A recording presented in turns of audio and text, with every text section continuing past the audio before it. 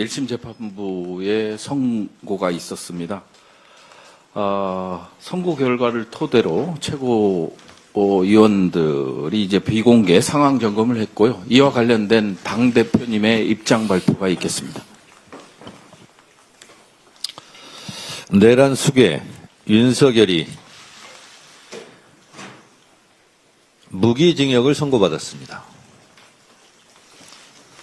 내란 우두머리 법정형은 최고 사형, 최저 무기징역밖에 없습니다. 윤석열의 12.3 비상계엄을 내란 행위로 인정하고 내란 우두머리 죄를 적용했습니다. 내란 우두머리에 해당하는 형량 최저형입니다. 무기징역입니다.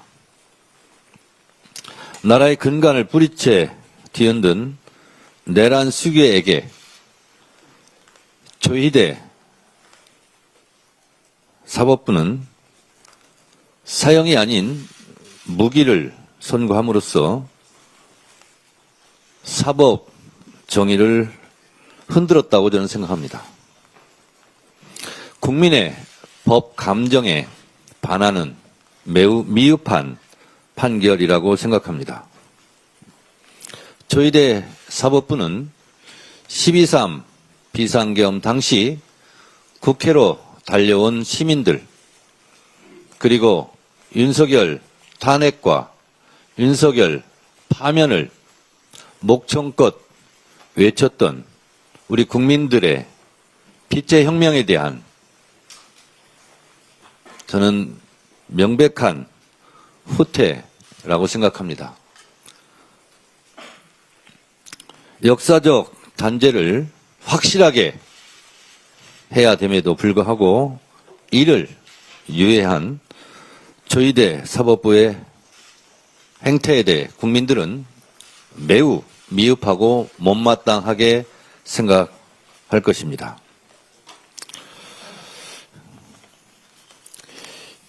이진관 재판부에서는 내란에서 사망자가 발생하지 않았고 내란 행위 자체는 몇 시간 만에 종료되기는 했다. 이는 무장한 계엄군의 맨몸으로 맞서 국회를 지킨 국민들의 용기에 의한 것이고 결코 12.3 내란 가담자에 의한 것이 아니다 라고 분명히 말했습니다. 12.3 내란은 국민이 선출한 권력인 윤석열 전 대통령과 그 추종 세력에 의한 것으로 성격상 위로부터의 내란에 해당한다. 대법원 판례가 있는 아래로부터의 내란과 위험성을 비교할 수 없다. 다시 말해 현직 대통령직에 있으면서 내란을 저지른 것은 대통령직에 없었던 전두환의 내란 행위에 비해 훨씬 더 그 피해가 크다라는 것을 분명히 한 것이고 국민이 선출한 권력자가 헌법을 위반할 때 민주주의에 대한 신념 자체가 뿌리채 흔들린다라고 말했습니다. 사형이 아니라 무기로 양형을 고려한 이번 지기현 재판부가 말했던 범행이 치밀하게 계획된 것도 아니고 대부분의 시도가 실패로 끝난 점, 전과가 없고 공직을 오래 수행하고 비교적 65세의 고령이라는 점을 고려해서 무기를 했다는 것은 이미 이진관 재판부에서 이미 탄핵된 바 있습니다. 그럼에도 불구하고 지기현 재판부가 이런 판결을 내린 것에 대해서 매우 유감스럽게 생각합니다. 오늘 선고는 맨몸으로 12.3 비상계엄에 맞섰던 국민과 민주주의를 지켜낸 빛의 혁명을 애써 외면한 판결입니다. 내란 세력의 엄중한 심판을 내리라는 국민의 준엄한 명령은 끝내 외면당했습니다.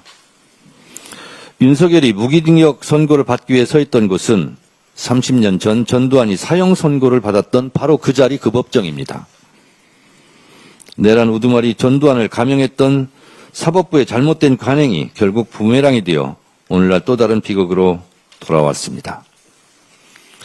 헌법 77조에서 규정하고 있는 비상계엄의 조건, 헌법을 위반했고, 그래서 헌법재판소에서 작년 4월 4일 날 파면되었고, 그리고 형법 91조에서 규정하고 있는 국헌문란 목적 내란을 인정했음에도 불구하고 사형이 아니라 무기를 선고한 것은 지기현 재판부가 얘기하는 양형 참작 사유에 저는 해당되지 않는다라고 생각합니다.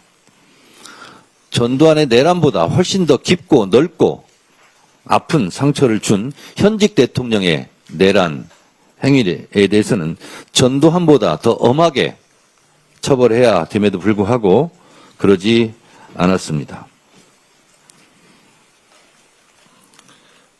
김용현에 대해서도 사형 또는 무기 5년 이상이라는 양형 조건이 있습니다만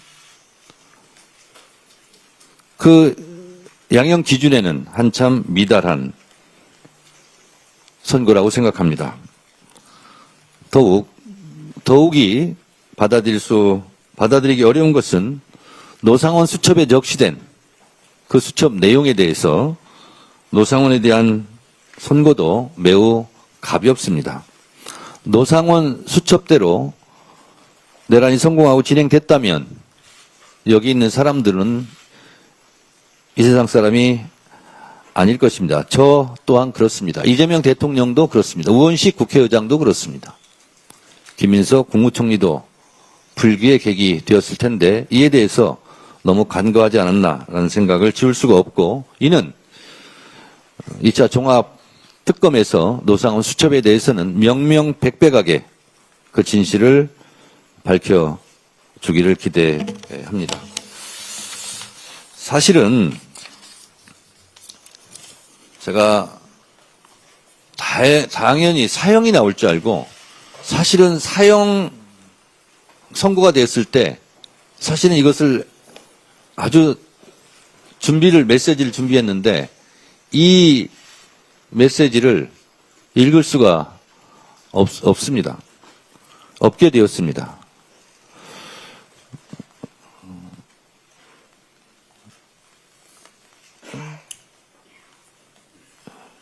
읽지 못한,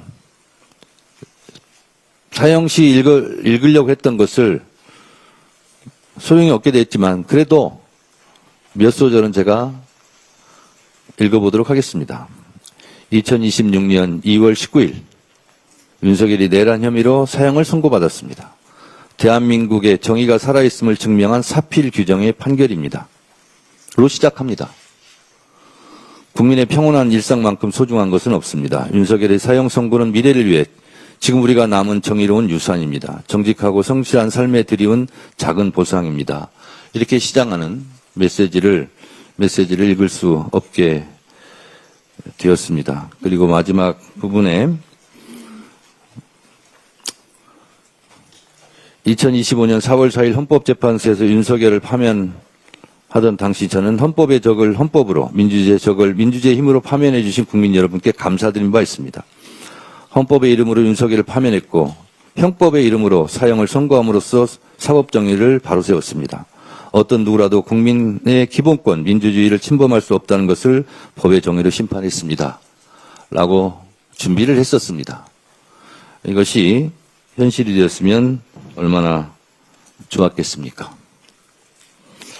그렇지만 아직 2심 또 대법원까지 남아있는 만큼 우리는 긴장의 끈을 놓지 않겠습니다. 대법원 확정 판결까지 불꽃 같은 눈동자로 감시할 것입니다. 내란의 티끌 하나까지 법의 심판대에 모두 세우고 우리 곁에서 우리를 괴롭혔던 과거와 결별할 것입니다. 우리는 시민의 힘, 빛의 혁명으로 민주주의를 지켜냈습니다. 오늘 국민들이 오늘과 다름없이 내일을 꿈꿀 수 있도록 국민의 일상을 지키고 하루하루 행복을 쌓아 올리겠습니다. 지금 읽어드린 내용은 사형이든 무기징역이든 제가 꼭 하고 싶었던 그런 말씀.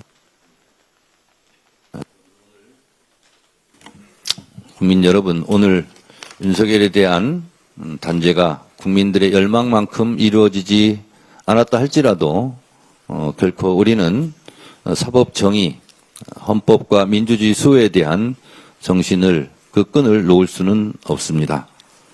여러분, 더불어민주당은 2차 종합특검을 통해서 노상원 수첩의 진실도 밝혀내고 윤석열이 내란 수괴가 법정 최고형을 받을 수 있도록 끝까지 최선을 다하겠습니다. 예, 감사합니다. 이상으로 당대표의 입장 발표를 마치도록